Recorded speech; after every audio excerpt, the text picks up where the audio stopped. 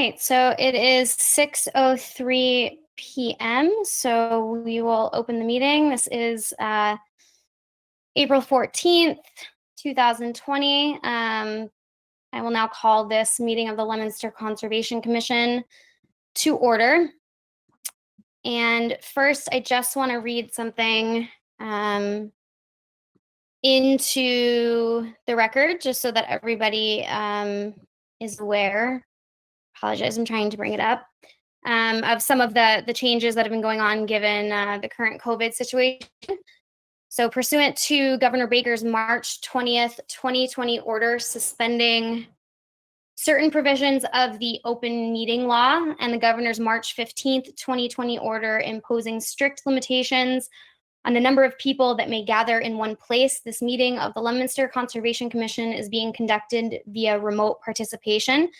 No in-person attendance of members of the public will be permitted, but every effort will be made to ensure that the public can adequately access the proceedings as provided for in the order. A reminder that persons who would like to listen to this meeting while in progress may do so by calling in to 872-240-3212, and we will post a record of this meeting on the city's website as soon as we are able. So tonight our agenda is going to go in a slightly different order than usual. We are going to start with our regular meeting and our call to order. So Angie, would you like to discuss new business? Yes, Angela Chavosky, the Conservation Agent for the City of Leominster. As you all know, we are having quite a different time right now with everything going on with COVID-19 and all the changes. As you can tell, we're all doing a remote meeting right now. So in that process, it also changes the way our permits are issued and the way that they're advertising legals and how other communities are handling it. Other boards and commissions in the cities have decided not to do their public hearings at this time. There's a couple of different reasons. You know, they don't feel it's a true public hearing and they don't feel it's accessible to the entire public in most ways. For us currently, DEP has a couple different caveats and a couple other things that are causing some issues with our permits. The main one is that we need to be able to sign these permits, they need to be ink signatures, which recently the registry of deeds did say they would accept DocuSign for our permits, the ones that need to be recorded. But other than that, you know, for our NOIs and our public hearings, we also need to make sure we have public comment open, as well as when we do issue the permit, we need clarification from DEP as to see if when they are able to start work. Because at this time, there is an appeal period of 45 days after the emergency order is lifted. I did consult with KP Law, and I will share their consultation here. I'll read it into record. It says, "Hi, Angela. I hope you are well. In my opinion, the intent of the Municipal Relief Legislation, Chapter 53 of the Act of 2020, is to allow the cities and towns not to hold or to continue public hearings during the state of emergency. However, boards and commissions are not prohibited from holding public meetings and public hearings on a virtual platform. Any meeting must be live, meaning that the commission must use technology that enables the public to follow the meeting in real time. Additionally, the requirements of the open meeting law, such as posted an agenda 48 hours ahead of the meeting, is still in effect. In my opinion, requests for determinations of applicability, emergency orders, certificates of compliance, and extension permits would all fall under the definition of permit provided by the Act. It defines permit. Therefore, in my further opinion, the commission may act on these provided they are on the agenda or continue them to the first meeting to be held after the termination of the state of emergency, provided that the meeting is within 45 days of the termination. Additionally, pursuant to the Act, the chair of the commission may schedule or reschedule a hearing or decision deadline on a permit application, whether or not a quorum of the body is present. Finally, it is my opinion that moving forward or continuing is the sole discretion of the commission, and they cannot be forced to hold a hearing by an applicant. With regard to your second question, pursuant to Executive Order 17, the DEP has 45 days after the state of emergency is lifted to appeal any decisions on permits made by the Conservation Commission. You have asked that this will prohibit work from starting on a project until the DEP's appeal period has expired, or can work proceed at risk. As you may recall, no one had an answer to that question, as we are all waiting for DEP. It is my understanding from the MSMCP's meeting on Wednesday is that the question has been posted to DEP's office, the General Counsel, and without an answer from DEP at this time, my opinion would be conservative and limited to the Wetland Protection Act, which does not allow work under an order of conditions until the order of conditions is a final order, which means the time to request a superseding order of conditions has expired. Therefore, it would appear that at this time, work cannot proceed until 45 days after the termination of the state of emergency. Please note, I'm hoping we'll have an opinion from DEP on this by next MSMCP meeting on Wednesday, April 15th.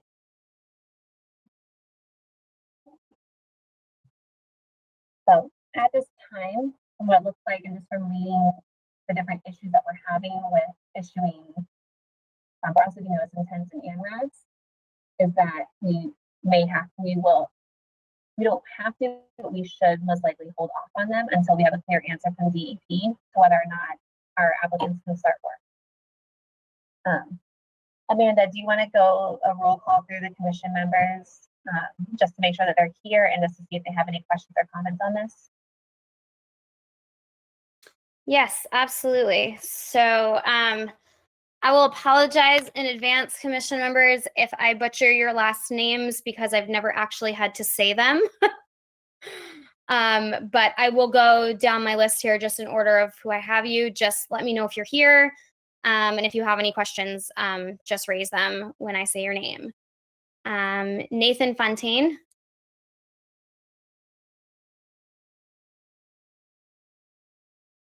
Okay. And Elizabeth Ricci Blair. I'm here, no questions. Great, thank you, Liz. Jeffrey Goyne. Here and no questions. Perfect. And Sam Gallagher.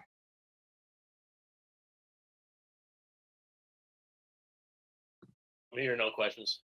Perfect. Thanks, Sam.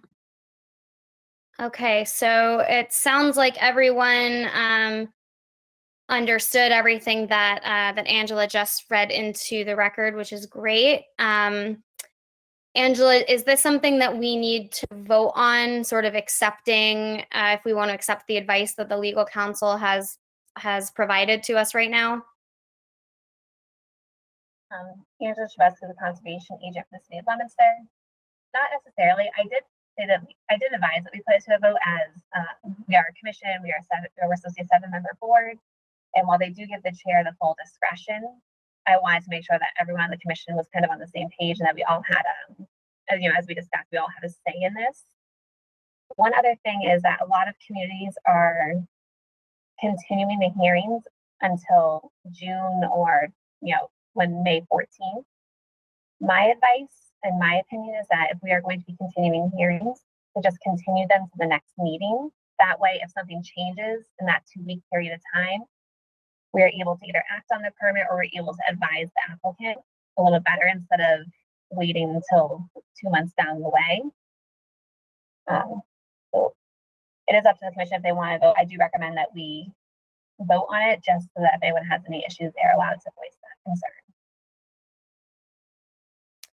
Great, thank you, Angela. I would be inclined to agree. Things are obviously very strange right now, and we're all kind of learning day to day, but I think as a commission, just to make sure that it's clear that everyone is sort of on the same page in how we would like to go about doing our meetings with all of the information that we have. Would I have a motion to make a vote to accept the current procedure as is, meaning that we will just continue meetings to our next scheduled meeting, and also going with the advice of our legal counsel to not vote on anything that requires a public hearing. So basically anything that we would need to vote to issue an order of conditions on.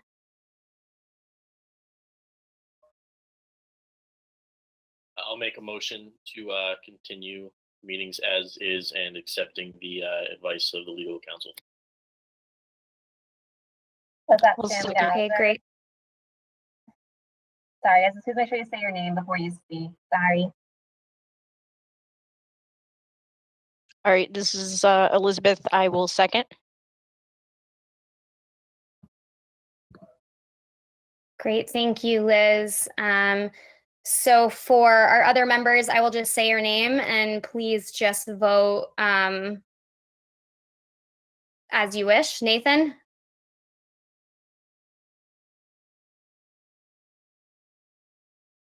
I'm sorry, Amanda. Nathan and Jeff, they were approved by the city council. They just haven't been sworn in yet. So they are allowed to attend the meeting, but they are not allowed to vote. Oh, okay. Thank you for the clarification. And I meant to ask you that and I forgot. So, okay, then with Elizabeth and Sam both voting yes, we will pass that motion to go with the advice of our legal counsel, and we will just, going forward at each meeting, continue any public hearings to the next meeting.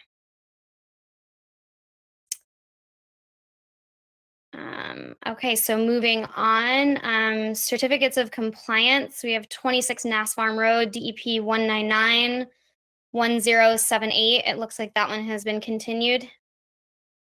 Yes, that was continued. I believe there is grass growth now. I just haven't had a chance to do a site inspection yet. Okay, and so we will continue this to the April 24th meeting. Is it not the 24th, 28th?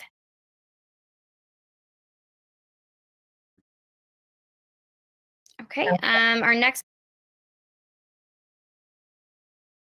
our next certificate of compliance, 3 Royal Oaks Way, DEB file number 199-1066. That one has also been continued. Yes, I did conduct a site visit this weekend, but I did not have time to update the agenda, so it will be on for the next agenda. Okay, so that one will also be continued to our April 28th meeting.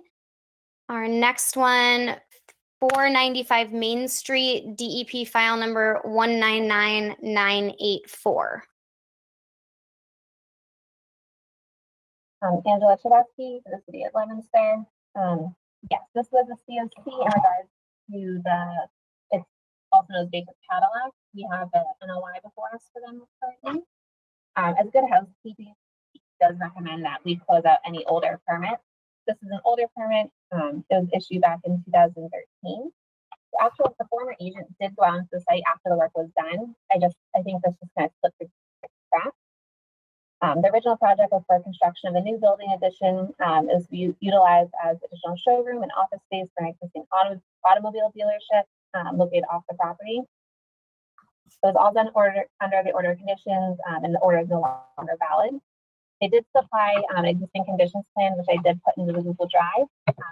From my research and my looking at it, I do believe everything was done in accordance to the plan. And I recommend that the commission issue a certificate of compliance.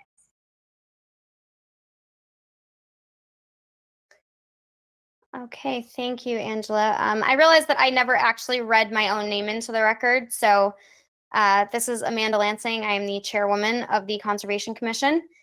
Do we have a motion to proceed with the recommendation of our agent for issuing a certificate of compliance for DEP file number 199984?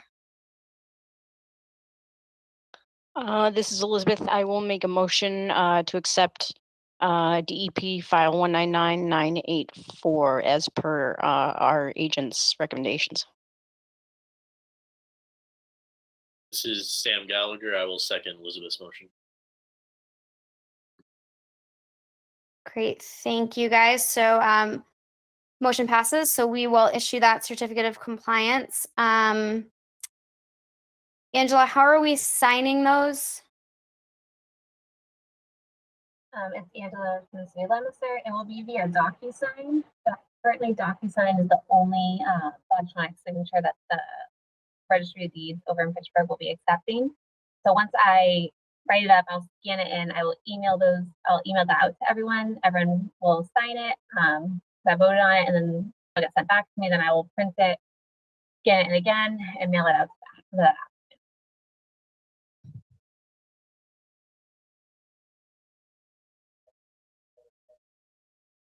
This is Amanda Lansing, the chairwoman. Again, thank you, Angela, for explaining that.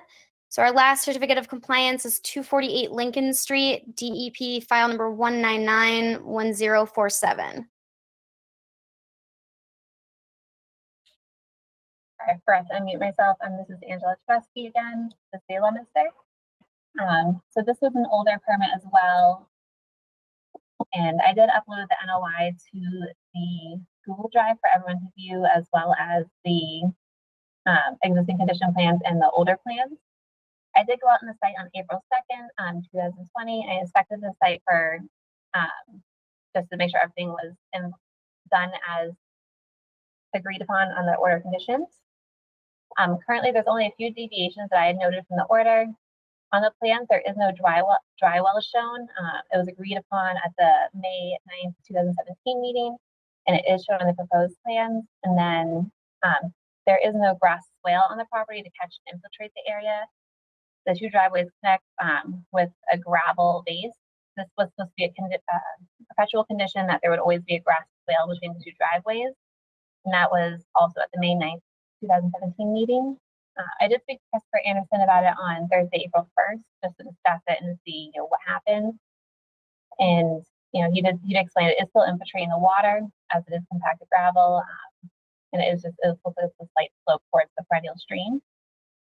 There are a couple stockpiles still left on site. There's no erosion controls on the banks or anything left, since there is a risk the stockpiles will wash out into the stream.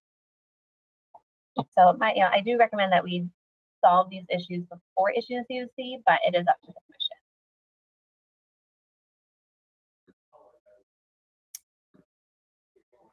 Okay, this is Amanda Lansing, chairwoman for the Conservation Commission.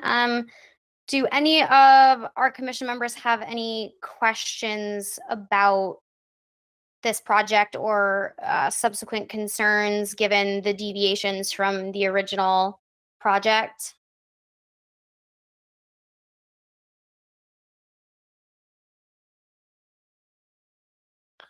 This is Elizabeth. I guess they need to take care of that as soon as possible. I'm sure Angela has stated this already, so I would like to wait, obviously, to issue a CDC or certificate of compliance.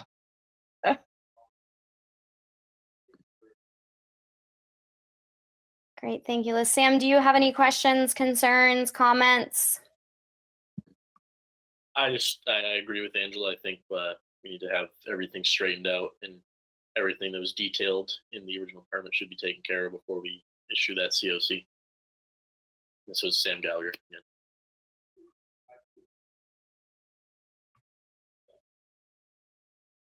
Okay, and this is Amanda Lansing, chairwoman. I also am inclined to agree with that. I think if there's any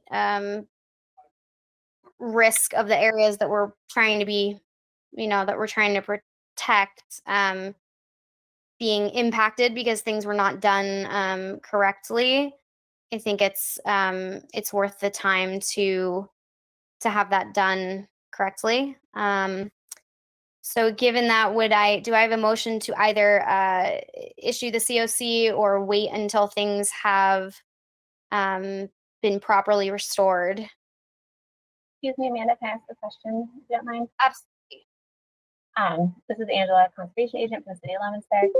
How does the commission feel about the, I'm just gonna mute this person. How does the commission feel about the grass swale versus the gravel? I don't know if everyone can see the pictures I was sharing. I did have some pictures up for everyone to see. Let me see if I can get it to go again.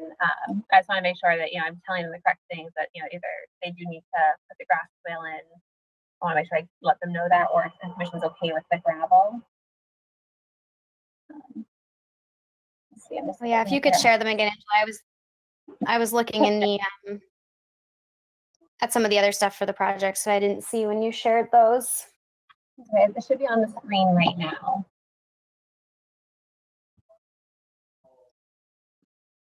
I'm not seeing I it. still see the, Sorry, this is Liz. yeah. All right, hold on, let me see. Give me 1 second, I apologize.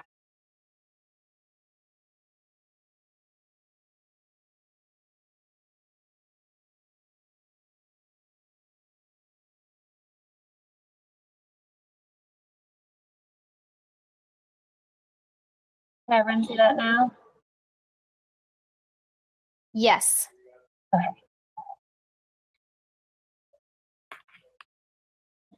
Right here, the gravel is supposed to be a grass swale between there.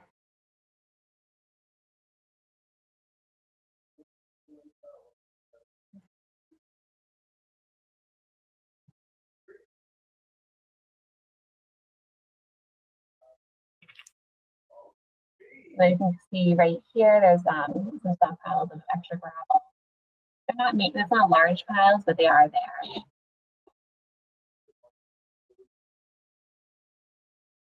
This is Amanda. Angela, if you did say this, please forgive me if I did not catch it, but was there a particular reason in the original order that was supposed to be a grass swale, or was it just the way the project had presented it and then they changed it after the fact?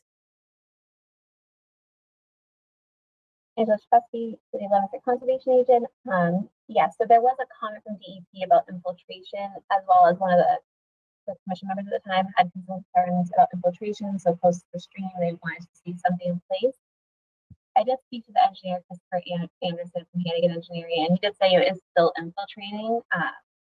It's just gravel versus instead of grass. Another concern, I do remember speaking to the homeowner last year. There was some issues with the telephone company. I do believe they have a small easement through there, and they had preferred gravel. But it is, it is up to the commission. This is Amanda. Thank you. I mean, I personally, if the gravel is doing the same job that the grass swale would have done, if that was really the only reason that was what was suggested, was to make sure there was infiltration, that doesn't necessarily bother me as much, because I mean, there's pavement on both sides. So as long as it is infiltrating as well or better than a grass swale would have been, my personal opinion is I would be okay with it. But I would still be inclined to think that a certificate of compliance shouldn't be issued until some of those other things are taken care of. Just because once we issue it, we sort of, we can't really do much else after that. So I would like to see some of those other things just taken care of and before we issue it. But I am personally okay with the gravel. I'm not sure how the rest of our commission feels about it.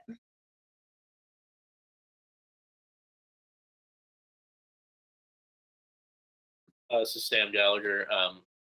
Yeah, I'd say I think the gravel is, as long as it's functioning the way it should be and isn't having a vastly different impact than if there were grass there, I don't have a problem with it. And I also agree with the idea that we shouldn't issue this COC until all those other deviations are taken care of.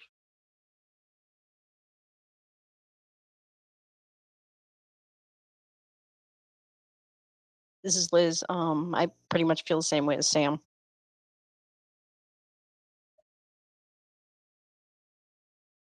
This is Amanda again. Great, thank you guys. Angela, do you have anything else to add from your site visit or anything that you think the commission should hear about?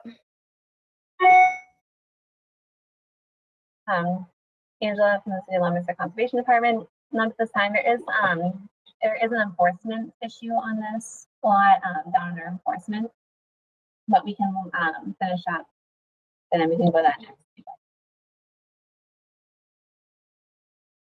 Great, thank you. So, okay, so I guess I'll put it to a vote again. Do I have a motion to either issue or deny the certificate of compliance for 248 Lincoln Street? Excuse me, would it just be just to continue it?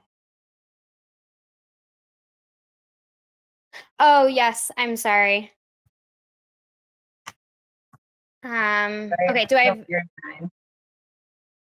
no, I appreciate the reminders and sort of the education on the best way to do this. So, do we need to vote to continue it?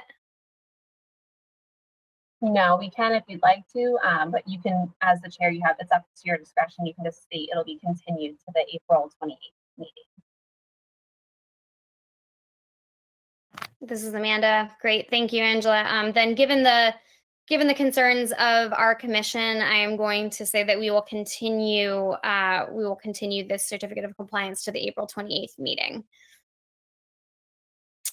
We will now move on to extension permits.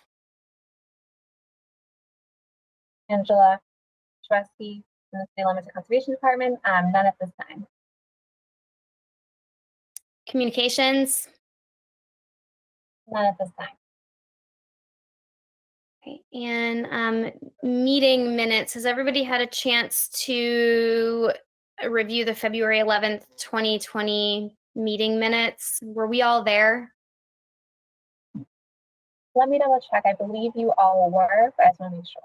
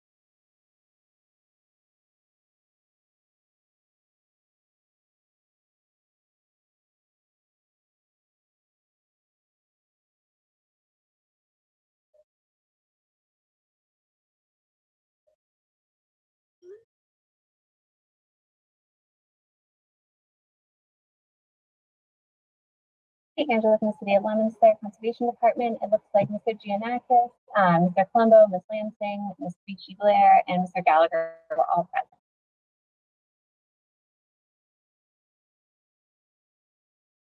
This is Amanda Lansing. Thank you, Angela. So given that and assuming we've all had time to review those minutes, do I have a motion to accept the meeting minutes from February 11th, 2020 as written? This is Sam Gallagher. I motion that we accept the minutes from February 11th, 2020 as written. And this is Liz. I'll second.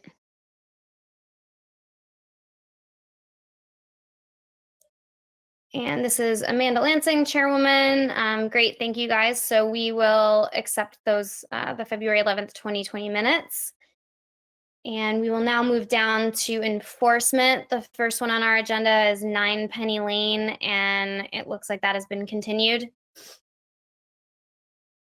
Angela Shresky, City of Leominster Conservation Department. Yes, this one has been continued along with just while we're waiting for the peer reviewers to get out there together to finish the review. So this will be continued. We had agreed on May, but that might change now. Great, thank you, Angela.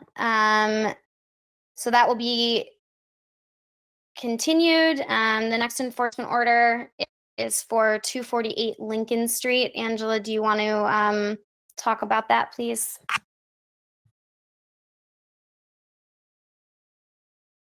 Hey, Angela Shpesky, City of Leominster Conservation Agent. Yes, I'm just trying to have my monitor shared here. There we go. So this is at 248 Lincoln Street. I was there doing the certificate of compliance inspection. While I was there, I went to go check the wetlands in the back to make sure the flagging was still accurate as what was on the plans. And I noticed that there was covered sheds, there was some asphalt grindings, electrical cords. I'm trying to see if I have my marker here. There's like electrical cord here. The wetlands are about 26 feet from this area. And, oh, how do I get rid of that? I'm sorry, everyone. So down here, you can kind of see there's a drop over here. There's the resource area that was flagged. There is no foundation, but when I went onto the Google GIS images, I discovered that this area had at one point been completely vegetated. It looks like the trees were taken down. I'm trying to pull up the Google images right now for everyone. I can share that over. Is everyone able to see the GIS imagery?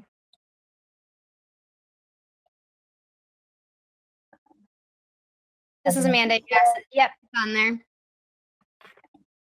So this is what it looks like today. There's the 4 sheds, there's the asphalt grindings right here.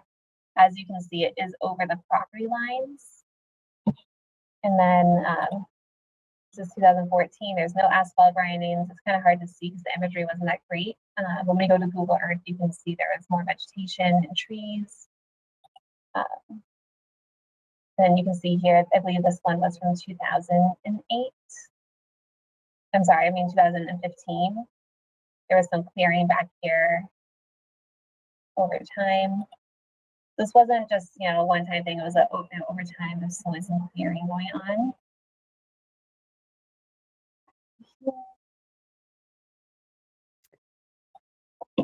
And then, you know, I did have the plans from the certificate of compliance. So I did measure out for about how far from the property line the sheds were compared to where the wetlands were. And it looks like they are about 26 feet within the buffer zone from the wetland area. So this clearing did take place. It's not exempt. As well as looking at, I did speak to the building commissioner. There are regulations and laws for how far sheds have to be and garages have to be from the property line. So there is an issue with that. And so I wanted to bring this to the commission before I issued enforcement orders if we need to issue it, either file a retroactive NOI or they can work under the enforcement order to remove and revegetate the area. This is Amanda Lansing, Chairwoman. Thank you, Angela. I have a question. So it obviously looked like those sheds and that grading was done over the property line. And it looked like maybe that little section of property was part of the property next door. Is that correct? Angela from the City of Leominster, yes. I did send a letter out to the homeowner at 248 Lincoln Street and 250, hold up here, my GIS again.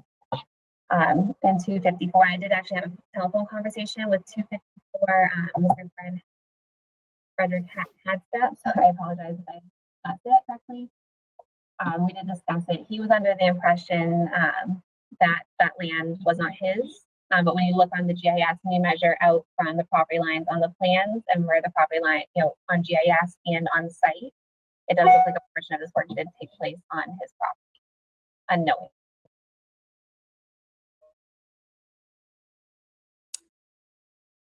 Okay, great. Thank you. And my only other question, I'm fairly certain you said this, so I just want to be correct. So a lot of that imagery was from the City of Leominster GIS data, correct? Angela Shpesky from City of Leominster, correct. I do also have images from Google Earth. I can't get them to load on my computer right now, so I apologize for having, I think I have too many windows open. So If you, I'm gonna try and pull it up on Google Earth so that everyone can see as well if they'd like. Yeah, that's okay. My main reason for asking that was just because the city's ideally, right, the city's GIS and the city's property line information is going to be ideally pretty accurate. So I understand that if there was confusion as to who actually owned the property, you know, okay, that's one thing that happens. But to me, it really looks like this was I'm gonna kind of push my luck thing. And for a property that already had it was well aware that there were wetlands back there and that they needed to come before us to do the work that they were already doing. I think it bothers me that that extra work was done back there because of how close it is to the wetland, and given some of the other issues that we've seen with this property.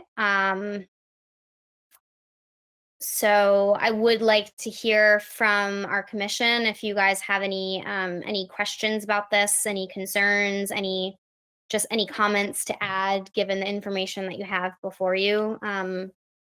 Please let me know. This is Liz. I just have a quick question. Probably Angie might have to answer, but they look like almost like tent structures. I'm assuming they're not permanent. Is that correct? Hi, Angela Chubesky, City of Leominster Conservation Agent. Yeah, so they're like they're very large metal pop-up sheds, I believe they're called. So I was able to get the Google Earth images below that have the dates on them. They are, you know, I think they are fairly easy to take down. I'm just not sure if a homeowner wants to take them down. So in that case, you know, they should file for a NOI and work something out with the other neighbor to have, you know, be able to use their property, either purchasing it or a lease agreement, whatever. That's kind of out of my jurisdiction. But we do need to have a permit issued, you know, permit needs to be put in place, as well as I do have some concern. Can everyone see my screen? I believe they can. It looks like back here, there is a stream that kind of comes around, and I drew too far, and it connects down this way.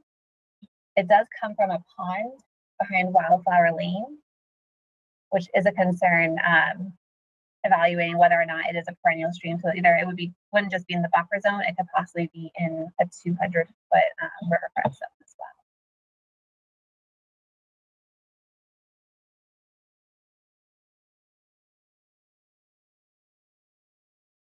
This is Amanda Lansing, Chairwoman. Liz or Sam, do either of you have any other questions, concerns, or comments on this? This is Sam Gallagher. I would agree with you, Amanda, in saying that, especially combined with what Liz said, where it does seem like these are slightly temporary sheds in a sense, where this seems to be that there's other circumstances that we requested that this property meet, and those also were not met. And it seems like they kind of pushed a boundary just to see what they could get away with, like you had said. So I definitely would probably try to urge them to try to move those sheds, especially where Angie just said there is a stream that is relatively close to that area. Yeah, so I would definitely like to see those moved ideally. This is Amanda, the chairwoman again. Thank you, Sam. Do we have anybody currently on the call that's representing this property or this project?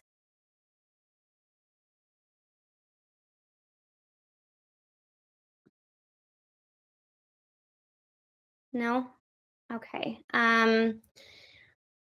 So, Angela, remind me again, you said that we could either vote to issue an enforcement for this or a retroactive NOI?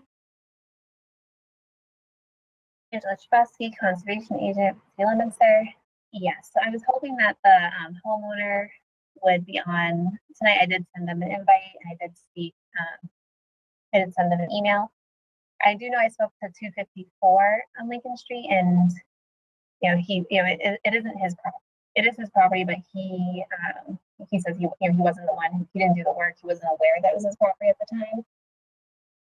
So what I think, I was hoping they'd be here just to kind of 248 would be here just to discuss and see what he wanted to do.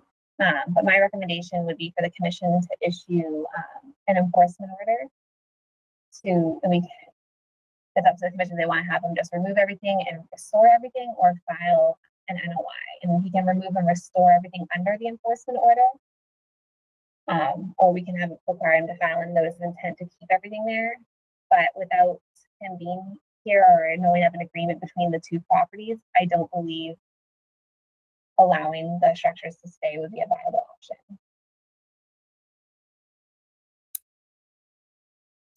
Amanda Lansing, Chairwoman for the Commission. Yeah, so given that this work, was done over the property line, I feel this one is a little bit tricky because it's in our jurisdiction, but there's certain parts of this that are not within our power to really do anything about, namely the fact that this was done on another property.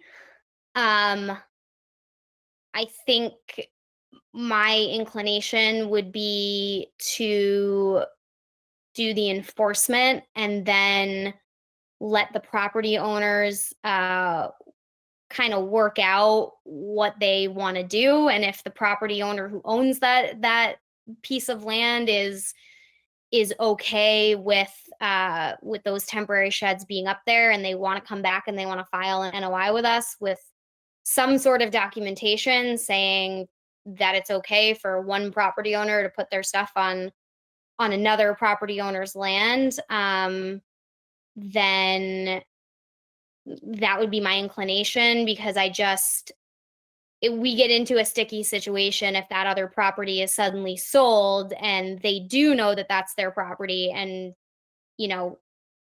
that stuff is there.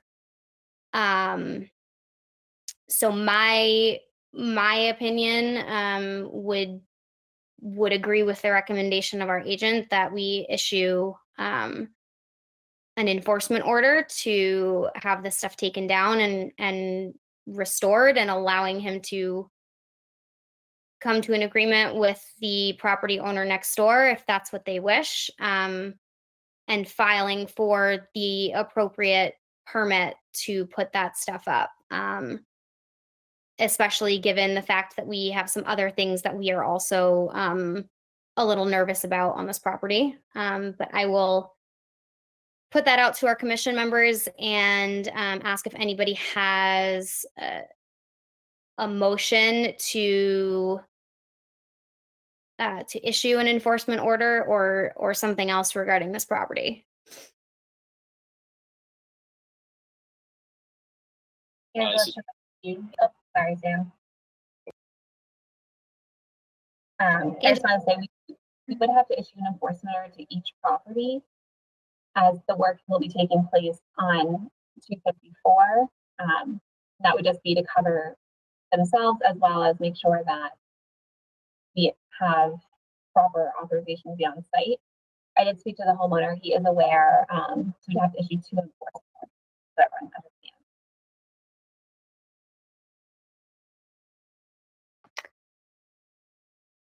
This is Amanda Lansing, Chairwoman. Okay, so we would be essentially voting to issue the enforcement order on this property, but also sending an enforcement order to the property next door.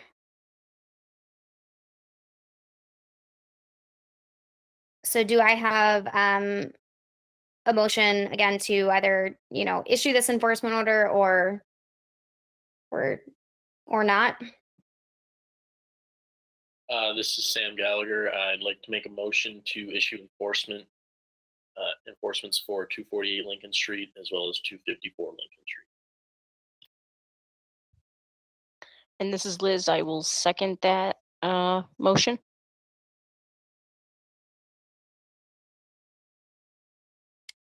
This is Amanda. Thank you, guys. So motion passes. We will issue an enforcement order for both of those properties. And Angela, is that anything that that we need to? Do we need to sign anything for that or no?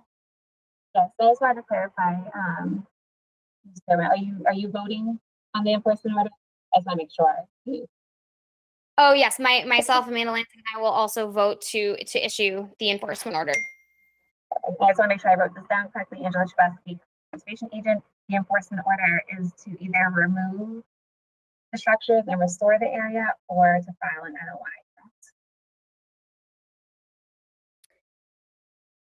NOI. I would say the enforcement order would be to remove the structures and restore the area. And if they want to put that stuff back up, work with the property owner next door and get the proper documentation that they need to be able to put up that stuff on someone else's property. And come back and file an NOI. Perfect, thank you.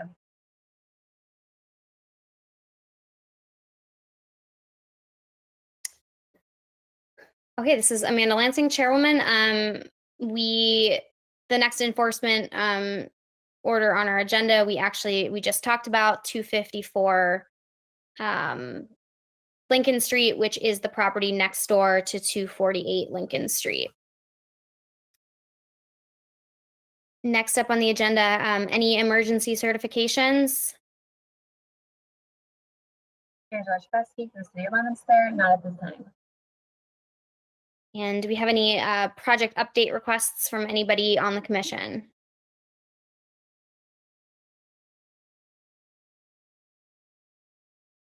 Okay, budget. No updates at this time. I did just submit our yearly budget request to the comptroller's office and to the mayor's office. So we'll see how that goes. All right, Amanda Lansing, Chairwoman for the Commission. We will now go into our hearings, many of which are going to be continued, but I will read them all into the record.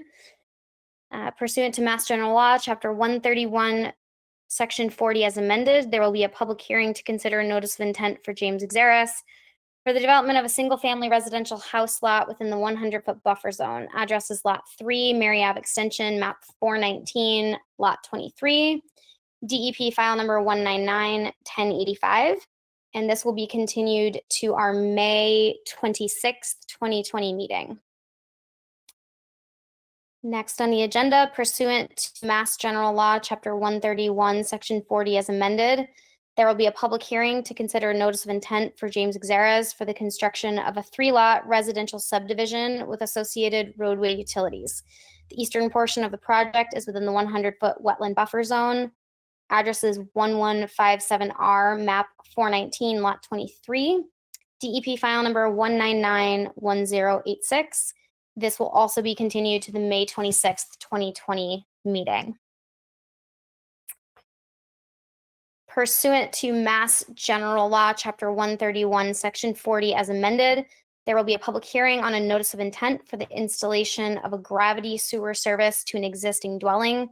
The work will cross a stream on an existing bridge and will be within the riverfront area. Address is 181 Exchange Street, Assessor's Map 126, Parcel 6, DEP file number 1991110. This project will be continued to our April 28th, 2020 meeting. Pursuant to Mass General Law, Chapter 131, Section 40 as amended, there will be a public hearing on a notice of intent for the construction of an addition to an existing structure with associated site work. This work will be within the riverfront area. Address is 495 Main Street, map 266, parcel 6, file number 1991111. That will also be continued to our April 28th, 2020 meeting. Pursuant to Mass General Law, Chapter 131, Section 40 as amended, there will be a public hearing on a notice of intent for the maintenance and repair of an existing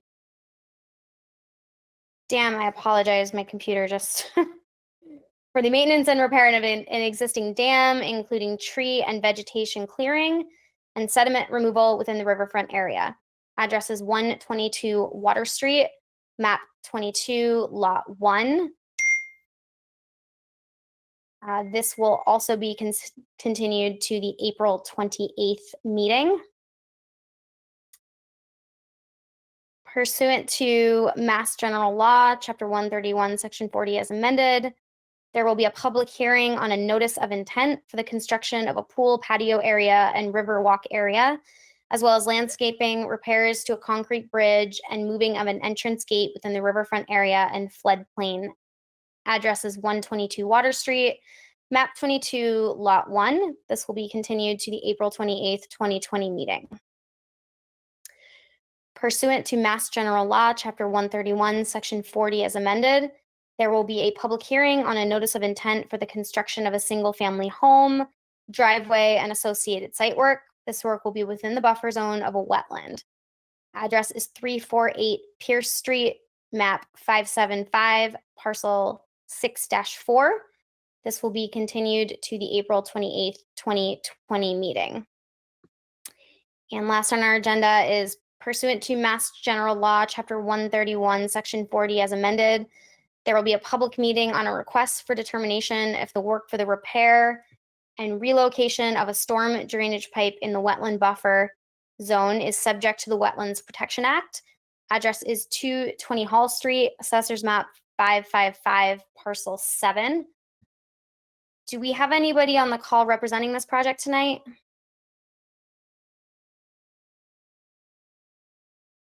My name is Chris McKenzie from Ducharme and Dillis. I was actually here to represent the previous one. I didn't realize it was going to get continued. Yes, so given the current situation and advice from what the governor has said and advice from our legal counsel, anything that requires a public hearing is being continued, given that the public cannot really participate in those hearings at this time. So they will all be continued to the April 28th meeting. Okay, understood. Thank you. I just wasn't too sure what was happening with it.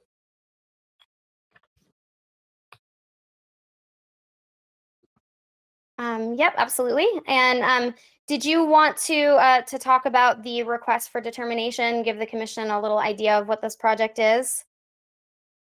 Angela Shrosky from the state of Leominster. This is actually a city project, Amanda.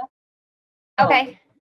So I'll be representing it, but at this time, DEP still has a weird appeal period. So I thought we were going to just continue it for now, just until we can make sure we are able to do the work right when the permit's issued.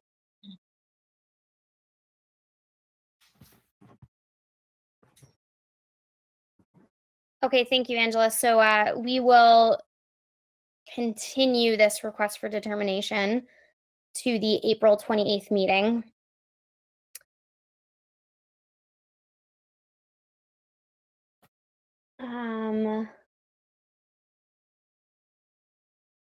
So that is the end of what we had scheduled on our agenda tonight. I did just want to open it up in case anybody had any questions or comments on anything that was discussed tonight.